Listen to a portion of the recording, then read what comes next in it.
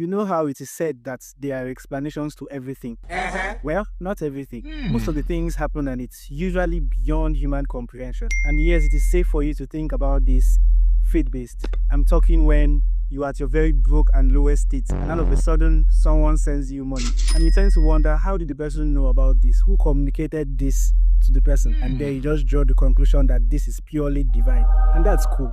But in this context, I'm talking about music, especially modern music.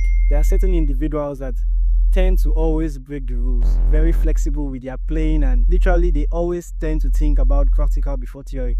And there are some musicians that just love to follow the rules, love to do things the way it is slated for them to do. You have been a good boy. And this is also safe. So having said all of that, I have just 3 questions for you. And don't worry, these questions are purely with theoretical backings. This is how it's going to be.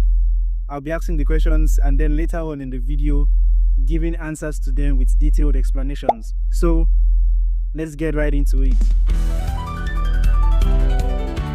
First question. In the key of D minor, what notes makes up the dominant chord?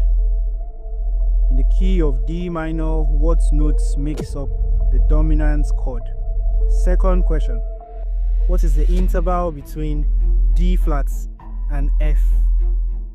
What is the interval between D flat and F? Third question.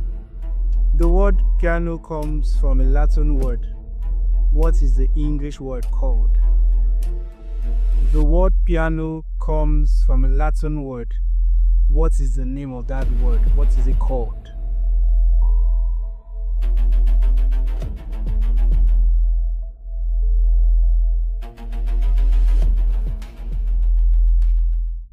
Alright, so the answers to the questions are, the first question being, on the key of D minor, what chord tones makes up the dominant chord? Alright, so the quality there is dominant, and we know that the 5th degree of our scale is usually the dominant. So we start counting from D, alright, to get to the 5th degree. We have D, E, F, G, A. Alright, so we have A. So we start building our dominant chord from A. So we have A, C sharp, E, and G. Alright, A, C sharp, E, and G.